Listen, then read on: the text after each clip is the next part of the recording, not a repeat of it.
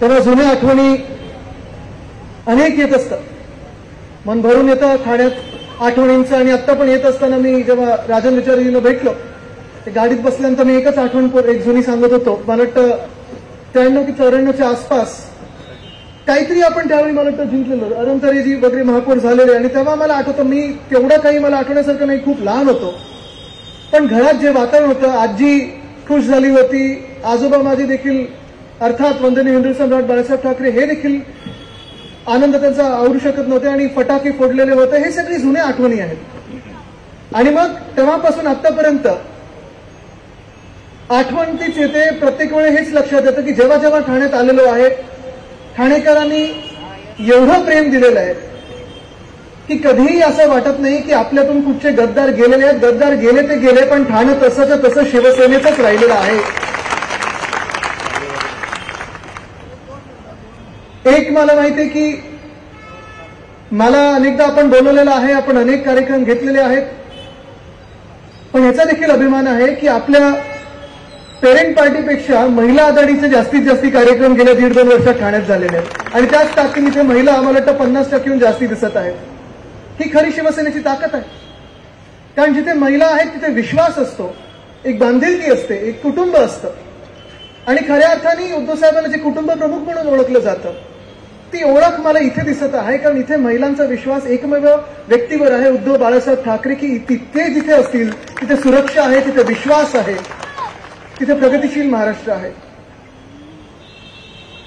अनेक गोष्टी बोलण्यासारख्या आहेत, अनेक गोष्टी आपण जास्ती अनुभवल्या असतील, पण हल्ली एक नवीन फॅशन झाली आपल्या राज्यामध्ये, खोटं बोला पण रडून बोला. ते पाहिलं की नाही तुम्ही? आधी भाजप बोलायची खोटं बोला पण रेटून बोला, मिंदे बोलतात खोटं बोला पण रडून बोला. काय काय नाही, काल मला वाटतं एवढ्यासाठीच त्यांनी अधिवेशन घेतलं होतं की मुलांनी सांगितलं की माझे वडील किती अपयशी आहे ते त्यांना तोंडावर लोकांसमोर सांगायला हे एवढंच अधिवेशन होतं. जास्ती काही मी पण पाहिलं नाही, कारण त्यांना रडत बघायची सवय मला खूप आहे. रडारड ही काही नवीन नाहीये, जुनी आहे. अनेक वर्ष मी पाहत आलेलो आहे. काही झालं की डोळ्यातून अश्रू काढायचे, रडायचं आणि जे काही पाहिजे ते मिळवायचं. पण आता लोक हे ओळखून आहेत, तुम्ही आम्ही सगळे ओळखून आहेत. किती उदाहरणं देऊ तुम्हाला. जसं काल ते रडले की काय मी नवरा म्हणून अपयशी ठरलो, मी वडील म्हणून अपयशी ठरलो. 2-3 दिवसांनी बोलतील आता मी घटनाबाह्य मुख्यमंत्री म्हणून अपयशी ठरलो, शिवसैनिक म्हणून अपयशी ठरलातच. पण आजच तुम्हाला सांगतो, पुढच्या काही दिवसांमध्ये जे मी सांगतोय ते तुम्ही सगळे देखील बोलाल की तुम्ही एक माणूस म्हणून पण, व्यक्ती म्हणून पण अपयशी ठरलात. ज्या व्यक्तीने तुम्हाला सगळं काही दिलं, ज्या नेत्याने तुम्हाला सगळं काही दिलं, ज्या परिवाराने तुम्हाला सगळं काही दिलं, ज्या पक्षाने तुम्हाला सगळं काही दिलं, त्याच व्यक्तीचे बाप चोरायला निघालात तुम्ही, त्याच व्यक्तीचा पक्ष चोरायला निघालात तुम्ही, त्याच व्यक्तीचं इमान चोरायला निघालात तुम्ही, सगळं काही चोरण्याचा प्रयत्न केला. पण आज पण तुम्हाला सांगतो मी, ह्या महाराष्ट्रातून 2 गोष्टी पुसून जाऊ शकत नाहीत. एक म्हणजे उद्धव साहेबांनी केलेलं मुख्यमंत्री म्हणून असलेलं काम, आणि दुसरं म्हणजे तुमच्या माथेवर गद्दार, बापचोर, पक्षचोर लिहिलेला तो शिक्का आहे, तो कोणी पुसू शकत नाही.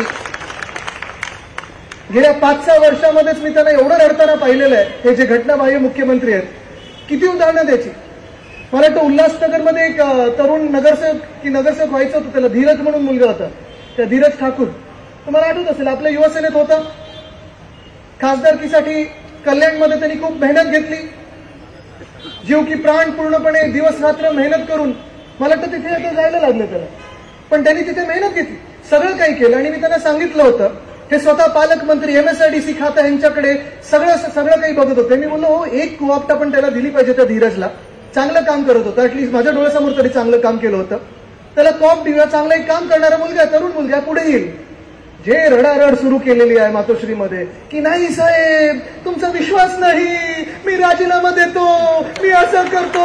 अरे मी बोललो जाऊ दे हो, तुम्ही ठेवा ते क्रॉप तुमचं, तुम्हाला लख लागो. तसाच अजून एक मला वाटतं, इकडचे आता जे मला हल्ली शिवाय देत असतात, आपल्यात काही वर्षापूर्वी आले होते, त्यांना तिकीट द्यायचं होतं, शहरातलं तिकीट त्यांना द्यायचं होतं. उद्धव साहेबांनी ठरवलं चला त्यांना तिकीट देऊया. मी पाहिलं एकदा उद्धव साहेबांसमोर हे पण रडतात ते पण रडतात, एकामेकांशी परत रडारड. एवढंच काय, कल्याणमध्ये तर ते नाटक सगळं केलं होतं ना, मांडी लावून मी बसू शकत नाही आणि म्हणून अरे बापरे, मी बोललो काय प्रकार आहे, काय प्रकार आहे. आणि 20 मे 2022च्या दिवशी पण वर्षा बंगल्यामध्ये पण येऊन उद्धव साहेबांसमोर असेच रडले होते की मला तुम्ही ह्याच्यातून वाचवा, मला भाजपा आत टाकेल, मला जेलमध्ये टाकेल, आता जेलमध्ये जाण्याचं वय नाही, अमुक नाही तमुक नाही. बरोबर 1 महिन्यात ते गेले भाजपामध्ये, पक्ष चोरण्याचा आपला पूर्ण प्रयत्न केला आणि घटनाबाह्य मुख्यमंत्री म्हणून आज अवकाळी सरकार आपल्या डोक्यावर बसवलेलं आहे. पण आज सवाल हा येतो, सगळं काही तुमच्याकडे असताना तुम्ही रडत आहात, सगळं काही वरपासून खालपर्यंत सगळे यंत्रणा तुम्ही तुमच्या हातात घेतलेली आहे. पोलिसांना तुम्ही वापरताय आमच्या सामान्य नागरिकांना, आमच्या सामान्य शिवसैनिकांना छळण्यासाठी. ईडी, आयटी, सीबीआयचा पुरेपूर वापर करत आहेत, दादागिरी करत आहेत. काल ते एक तो कोल्हापूरमधला गद्दार गुंड ज्याने एका मुलीच्या घरात घुसून तिच्या आई वडिलांना मारण्याचा प्रयत्न केला, तिला मारण्याचा प्रयत्न केला, त्या गद्दार गुंडाचे 50 फुटाचे होर्डिंग वंदने हिंदू सम्राट बाळासाहेब ठाकरेंपेक्षा मोठे होर्डिंग कटआउट त्यांनी तिथे लावले होते. क्षीरसागर त्याचं नाव. हे असं यांचं राज्य चाललेलं आहे.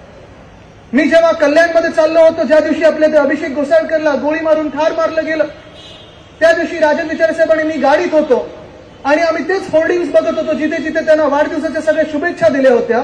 एक पण असा व्यक्ती नव्हता त्या होर्डिंगवर जो सामान्य चांगला नागरिक असेल किंवा त्याचं काम चांगलं असेल. प्रत्येक जण एक तर कॉन्ट्रॅक्टर किंवा गुंड, कॉन्ट्रॅक्टर नव्हतं गुंड, ही गुंडांची फौज त्यांनी त्यांच्या मंत्रालयात रील बनवण्यासाठी सोडलेली आहे आणि हेनाच आता पोलिसांना सलाम करायला लावत आहे.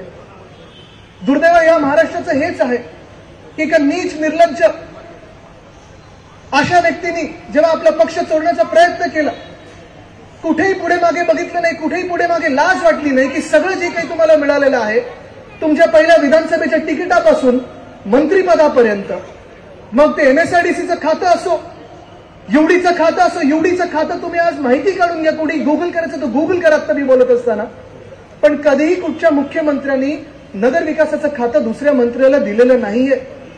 जेवढा मोकळा हात आपण त्यांना दिला होता कधीही कोणी दिलं नाहीये. विचारा तुम्ही, सगळ्या फाईल अडवल्या जातात, सही करायच्या आधी 100 वेळा विचारलं जातं. उद्धव साहेबांनी कधी लक्ष पण दिलं नाही की आपण ज्या व्यक्तीवर विश्वास ठेवलाय चला ती व्यक्ती काम करत आहे. कधी उद्धव साहेबांनी ह्याच्यावर विश्वास ठेवला नाही. जेव्हा अनेक लोक त्यांना सांगायचे की हे मिंदे काहीतरी करत आहेत, तुमच्या पाठीच्या मागे काहीतरी करत आहेत, लक्ष ठेवा, उद्धव साहेब उलट त्यांच्यावर चिडायचे की ज्या माणसावर मी विश्वास ठेवलेला आहे त्याच्यावर मी पूर्णपणे विश्वास ठेवीन. पण दुर्दैव ह्या माणसाचं एवढंच आहे, या आपल्या राज्याचं एवढंच आहे की आपल्यामध्ये अशी पण काही लोक होती की हा विश्वासघात आता मी ठरवून केला आणि एवढा घाणेरडा विश्वासघात केला, एवढ्या घाणेरड्या प्रकारे जाऊन केला की आपण कधीतरी विश्वासही नाही ठेवू शकत की अशी व्यक्ती ही अशी आपल्या आसपास असू शकते. आज महाराष्ट्रामध्ये आपण पाहतात की उद्योगामध्ये गेल्या 2 वर्षामध्ये, गेल्या 2.5 वर्षामध्ये एक पण नवा उद्योग हे आणू शकले नाहीयेत. आणलाय नवीन? कधी ऐकलं तुम्ही उद्योग आलेला? ऐकलं एक तरी नवा उद्योग आलेला? कोणी नाही ऐकलं. एक ना नवी रोजगाराची संधी मिळते, एक नवीन नोकरी उपलब्ध होत नाहीये, नोकर भरतीमध्ये घोळ झालेला आहे. पण वेदांत फॉक्सकॉन असेल, एअरबस टाटा असेल, बल्क ड्रग पार्क असेल, मेडिकल डिव्हाइस पार्क असेल, आपलं डायमंड बोर्ड्स असेल, अनेक गोष्टी अशा आहेत ज्या पळून लावल्या. जसे लपून छपून स्वतः गुजरातला, सुरतला पळाले, तसेच सगळ्या गोष्टी त्यांना थँक्यू बोलायला इथून एक एक गोष्ट ही सगळी गुजरातला पाठवत आहेत. मला माहित नाही ठाण्यात किती दिवस असतात, पण माझी ती अशी शंका आहे की थोड्या दिवसानंतर ह्यांचं मंत्रालय देखील हे आता गुजरातला हलवतात की काय. आज मला आठवतं अनेकदा मी इथे जेव्हा यायचो भूमिपूजनांसाठी असेल, उद्घाटनांसाठी असेल, तेव्हा आपण सगळे सोबत असायचे आणि आज पण तुम्ही खंबीरपणे सोबत आहात. हेच ठाणं पुन्हा एकदा शिवसेनेला जिंकवण्याशिवाय राहणार नाही ही मला खात्री पटलेली आहे. कारण जो ठाण्याचा विकास व्हायला पाहिजे होता, जो महाराष्ट्राचा विकास व्हायला पाहिजे होता, जो पूर्ण आपल्या MMR रिजनचा विकास व्हायला पाहिजे होता, तो विकास तर होत नाहीये. जी आपण जुनी केलेली कामं आहेत त्याच्यावर स्वतःचे मोठे फोटो, मोठे होर्डिंग करतात, कटआउट लावतात, ऍडव्हर्टाईजवर खर्च केला जातो. पण आज विकासाच्या नावाखाली तो विकास जो होतोय तो स्वतःचा होतं, त्यांच्या बिल्डर मित्राचं होतं, त्यांच्या कॉन्ट्रॅक्टर्सचं होतं, त्यांच्या गुंडांचं होतं. पण सामान्य नागरिकास त्रस्त आहे. छोट्या छोट्या दुकानदारांना सतवलं जातंय. कधी कुठच्या मिसळवाल्याच्या बाहेर गाडीला पार्किंग नाही मिळालं तर त्याच्यावर बुलडोझर चालवलं जातं. कधी कुठे काही दुकानात काही मोफत मिळालं नाही तर तिथे बुलडोझर घुसवलं जातं. दुकानांकडून 5,000 10,000 रुपये हे सगळी जी काही तुम्हाला कलेक्शन आहे ते केलं जात आहे, पण आज महाराष्ट्रासाठी जो हक्काचा पैसा केंद्राकडून आणणं गरजेचं आहे, जीएसटीचा असेल, विकासासाठी असेल, ते मिळवण्याचा हे काही प्रयत्न करत नाहीत. जे काही करतात दिल्लीत जाऊन ते स्वतःसाठी करत असतात. शेतीचं बोलायचं झालं तर मी अनेकदा विचारलेल्या लोकांना, कारण मी शेतकऱ्यांकडे जेव्हा जातो त्या बांधावर सगळ्या शेतकरी बांधवांना विचारतो की कसं चाललंय सगळं. सगळे हवालदिल झालेले आहेत, सगळे त्रस्त आहेत, हैराण आहेत. सगळे म्हणत आहेत, आदित्यजी तुमच्या वडिलांनी म्हणजे उद्धव साहेबांनी जी कर्जमुक्ती आम्हाला दिली तीच फक्त कर्जमुक्ती आम्हाला मिळाली. ह्या सरकारने एक नवा रुपया दिला नाहीये, न मदत म्हणून ना कर्जमुक्ती म्हणून. आणि मग मी त्या शेतकरी बांधवांना विचारतो की मग आपल्या ह्या मुख्यमंत्र्यांच्या हातात, कारण ते खूप वेळा मला सांगतात की माझ्या तोंडात काय सोन्याचा चमचा आहे, चांदीचा चमचा आहे, प्लॅटिनमचा चमचा आहे, अजून काय काय माहित नाही. पण ते खूप वेळा सांगतात की आदित्य ठाकरेला काय माहिती, त्याचा जन्म आत्ता झालेला आहे, मी शेतकरी आहे, शेतकऱ्याचा मुलगा आहे. बरोबर आहे. आता तुम्ही मला सांगा, अनेक वर्ष तुम्ही पण त्यांना पाहिलंय, बरोबर आहे. कधीपासून शेती करायला लागले हो? बंगला कधी झाला, दुसरा बंगला कधी बनतोय? पण मूळ गोष्ट मला सांगा, त्यांचं जे गाव म्हणून ते सांगतात त्या गावात आधी जागा किती होती आणि गेल्या 5 वर्षात जागा किती पटीने वाढलेली आहे. आता मी शेतकऱ्यांना पुढचा प्रश्न विचारतो नेहमी की नक्की कुठचं पीक असे हे घटनाबाह्य मुख्यमंत्री लावतात त्यांच्या शेतामध्ये, जेणेकरून त्या गावात यायला जायला रस्ता नाही आहे. रस्ता नाही अजून. शेतकऱ्यांचे आजूबाजूचे जे गावकरी आहेत त्यांना रस्ता नाहीये, पण बरोबर इथून 2 हेलिकॉप्टर जातात. 2 हेलिकॉप्टर जाऊ शकतात मुख्यमंत्र्यांच्या शेतामध्ये. हे गरीब शेतकरी आहेत आपल्या राज्यातले. म्हणजे तुम्ही विचार करा, जे श्रीमंत शेतकरी असतात तिथे काय काय उतरत असेल, पण 2 हेलिकॉप्टर बरोबर शेतात उतरतात. आणि हे शेती पण अशा दिवशी करतात, बरोबर अमावस्याला करतात किंवा पौर्णिमेला करतात. काय शेत असेल, कसलं शेत असेल यांचं? मडवी साहेब काय लावत असतील, काय वाटतं तुम्हाला? म्हणजे मी अनेकदा हा विचार केलेला. आता आपले केंद्र सरकारने देखील सांगितलं की सौर ऊर्जा जर तुम्ही तुमच्या घरांवर लावली तर 300 युनिट पर्यंत तुम्हाला वीज मोफत मिळेल. खूप लोक सोलार काहीतरी करत असतात, सोलार पॅनल लावतात, दिवसा शेती करतात, सोलार शेती करत असतील. ही लुनार शेती नक्की कुठची असते? रात्रीच्या चंद्राच्या प्रकाशात किंवा चंद्र जेव्हा नसतो ते काय नक्की पिकवतात हे, की अशी भरभराटी होते? नाही, जाऊ देतं, ते मला माहिती नाही. पण त्याचं सरबत करून आपण त्यांना प्यायला लावायचं. बरोबर. एकच गोष्ट सांगतो तुम्हाला, आज तुम्ही ठाणेकर म्हणून विचार केला पाहिजे. मी जास्ती वेळ घेणार नाही, कारण आपल्याला अजून पुढचे 3 कार्यक्रम आहेत, शाखा भेटी आहेत. तुम्ही डोळ्या देखत बघत आहात की महाराष्ट्र कसं आपल्या मागे चाललेला आहे. आज जे काही मागत असतात, हे काही अमावस्या पौर्णिमेला जे काही पीक लावतात किंवा दिल्लीला जाऊन लोटांगण घालतात, हे कधीही महाराष्ट्रासाठी करत नाही, ते स्वतःच्या स्वार्थासाठी करत आहेत. ज्या व्यक्तीने स्वतःच्या स्वार्थापोटी, स्वतःला ईडी मधून वाचवण्यासाठी, स्वतःला आयटी मधून वाचवण्यासाठी, ज्या माणसाने त्यांना सगळं काही दिलं, त्या माणसाच्या पाठीत खंजीर खुपसू शकतात. सगळ्यात कठीण काळात, म्हणजे तुम्ही आठवा तो काळ जसा होता, आमच्यासाठी तो एवढा कठीण काळ होता. उद्धव साहेबांवर 2 शस्त्रक्रिया झाल्या होत्या, जास्ती ते हलू शकत नव्हते. आणि त्या गोष्टीचा फायदा घेऊन, त्या गोष्टीचं कारण दाखवून यांनी 40 गद्दारांना फोडलं आणि सुरतेला लोटांगण घातलं, गुजरातच्या समोर लोटांगण घातलं, दिल्लीसमोर लोटांगण घातलं. काय वाटत असेल उद्धव साहेबांना की ज्या व्यक्तीने सगळं काही उद्धव साहेबांकडून घेतलं, त्यांनी आता पक्ष पण घेण्याचा प्रयत्न केला, तोडण्याचा प्रयत्न केला. की जो पक्ष वंदनीय हिंदू सम्राट बाळासाहेब ठाकरेंनी बनवलेला पक्ष आहे, गेल्या 50 वर्षात आपण पाहिलं असेल, उद्धव साहेबांनी देखील माझ्या आजोबांसोबत सगळीकडे फिरून काम केलेले, आपले पक्ष घडवलेले आहेत, शाखा बनवलेल्या आहेत. त्याच व्यक्तीकडून तुम्ही घेता आणि त्यांनाच तुम्ही शिकवायला जाता. वाटत काय असेल त्यांना? आज तुम्ही हा विचार केला पाहिजे. आणि त्या व्यक्तीचं जर हे व्यक्ती होऊ शकत नाही, हे गद्दार होऊ शकत नाही, हे अलिबाबा होऊ शकत नाही, तर तुमचे आमचे काय होणार? आज ठाणे देखील हे विकून टाकतील गुजरातला, दिल्लीसमोर लोटांगण घालतील. पण आपल्याला आता विचार करायचा आहे की येणारी निवडणूक ही किती महत्वाची ठरणार आहे. ही निवडणूक काही नुसतं स्थानिक आमदारासाठी नाहीये, ही निवडणूक नुसतं 40 गद्दारांसाठी नाहीये. ही निवडणूक, ही गद्दारी जी काही झाली ती संपवण्यासाठी नाही, पण ही निवडणूक एका बाजूला देश संपवणारे लोक आहेत आणि दुसऱ्या बाजूला आपण शिवसेना उद्धव बाळासाहेब ठाकरे आपल्या देशासाठी रक्षण करणारे लोक आहोत, आपल्या संविधानाचं रक्षण करणारे लोक आहोत. ही निवडणूक फार महत्वाची ठरणार आहे. 2022 मध्ये भाजपाने शिवसेना तोडली, 2023 मध्ये राष्ट्रवादी काँग्रेस फोडली, 2024 मध्ये काँग्रेस फोडण्याचा प्रयत्न करत आहेत. 3 पक्ष फोडतायत, 1 परिवार फोडलं. पण एवढ्या सगळ्यामधून महाराष्ट्राला गाजराशिवाय काही दुसरं मिळालंय का? आपण हा विचार करा. ना शेतकरी खुश, ना उद्योगपती आपल्या मुख्यमंत्र्यांवर विश्वास ठेवून महाराष्ट्रात येतात. त्यांनी मध्ये तरी काहीतरी मी 2-4 वेळा प्रेस कॉन्फरन्स घेतली. वेदांत फॉक्सकॉन गेल्यानंतर, एअरबस टाटा गेल्यानंतर मग त्यांनी एक मोठं आर्थिक काही सल्लागारांचं काउन्सिल बनवलेलं आहे, इकॉनॉमिक काउन्सिल. गंमत अशी झाली की जानेवारीच्या महिन्यामध्ये गुजरातमध्ये काय ते व्हायब्रंट गुजरात ते घेतलं. 26 लाख कोटीची गुंतवणूक त्यांनी गुजरातमध्ये घेतली. आनंद आहे, मी अभिनंदन करतो. पण त्यात गंमत अशी आहे की आपल्या इकॉनॉमिक काउन्सिलचे जे अध्यक्ष आहेत, इथे त्यांनी 1 रुपयाची गुंतवणूक नाही केली. गुजरातमध्ये 70,000 कोटी देऊन आलेले आहेत. मग कोण तुमच्यावर विश्वास ठेवत आहे? मुख्यमंत्री म्हणून तुमचं काय नक्की काम आहे, काय कर्तव्य आहे, काय कार्य आहे, काय कर्तृत्व आहे, हे आज उत्तर देणं गरजेचं आहे. पण तुम्हाला पुन्हा एकदा सांगतो, हे 3 पक्ष फोडल्यानंतर, एक परिवार फोडल्यानंतर आज देखील संपूर्ण महाराष्ट्र हा उद्धव साहेबांसोबत उभा आहे, आपल्या महाविकास आघाडीसोबत उभा आहे. अनेकदा मी पाहिलेल्या रस्त्यात लोक थांबवतात, स्वागत करत असतात आणि सांगतात मला की आदित्य घाबरू नको, उद्धव ठाकरेंना सांग आम्ही तुमच्या सोबत आहोत.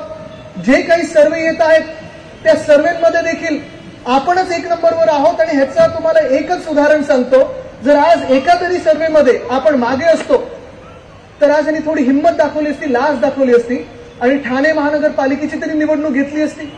2 वर्ष झाले मुंबई महानगरपालिका, ठाणे महानगरपालिका, नवी मुंबई असेल, कल्याण डोंबिवली असेल, नागपूर आहे, नाशिक आहे, पुणे आहे, कोल्हापूर आहे, सोलापूर आहे, एक सुद्धा महानगरपालिकेमध्ये निवडणूक घेण्याची ह्यांनी हिंमत दाखवली नाही.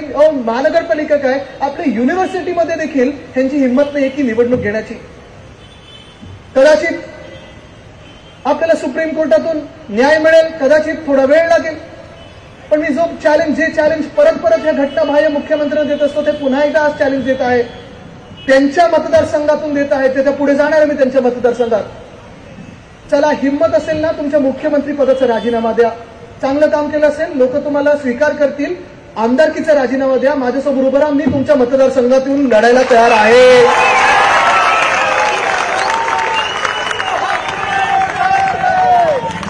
मी जो लढत आहे तो स्वतःसाठी लढत नाही. मला पद नकोय, मला काही नकोय. मी लढतोय तर माझ्या महाराष्ट्रासाठी लढतोय, माझ्या महाराष्ट्रातल्या तरुणांसाठी लढत आहे. आज आपण पाहतोय महिला घाबरलेल्या आहेत. ह्याच मंत्रिमंडळामध्ये असे काही व्यक्ती आहेत ज्यांनी महिलांना घाणेने शिवीगाळ केलेली आहे, त्यांना मंत्री म्हणून बसवलेलं आहे. असेही काही मंत्री आहेत ज्यांच्यावर घाणेरडे आरोप झालेले आहेत. उद्धव साहेबांनी त्यांची हकालपट्टी केलेली मंत्रिमंडळातून, त्यांना पुन्हा एकदा मंत्रिमंडळात घेतलेलं आहे. आणि असे भाजपा आहे ज्यांनी बिल्किस बानोवर ज्यांनी अत्याचार केले, त्यांचं स्वागत केलं आणि जेलमधून सोडून प्रचारात फिरवलं होतं. आपलं हिंदुत्व हे स्पष्ट आहे. आपलं हिंदुत्व घरातलं चूल पेटवणारं हिंदुत्व आहे, घर पाटवणारं नाही. आपलं हिंदुत्व हे स्पष्ट आहे. राम राज्य आणणारं हिंदुत्व. आणि त्या राम राज्यामध्ये ज्या महिलेवर अत्याचार होईल त्या अत्याचारीला, त्या महिलेचं जातपात धर्म कुठचाही असला तरी फासावर चढवल्याशिवाय आपण राहत नाही. हे आपलं हिंदुत्व आहे. आणि म्हणून आज मी तुम्हाला विचारतोय, ही लढाई आहे, ही फार महत्वाची, ही मोठी लढाई आहे. ही देशहिताची लढाई आहे, ही महाराष्ट्र हिताची लढाई आहे, ही संविधानाच्या रक्षणासाठी आपण लढत आहोत लढाई. तुम्ही मला सांगा, तुम्ही माझ्यासोबत राहणार की नाही? तुम्ही मला तुमचं प्रेम आणि आशीर्वाद देणार की नाही? तुमचं जर प्रेम आणि आशीर्वाद मला द्यायचं असेल तर मोकळ्या हाताने दोन्ही हात वरती करून द्या. आणि हे आशीर्वाद देत असताना आजूबाजूला पहा, ही जी ताकद आहे ना, या ताकदीला कोणी आडवं जाऊ शकत नाही. जो आडवा जाईल त्याला तुम्ही आडवं केल्याशिवाय राहणार नाही. धन्यवाद. जय हिंद, जय महाराष्ट्र, वंदे मातरम.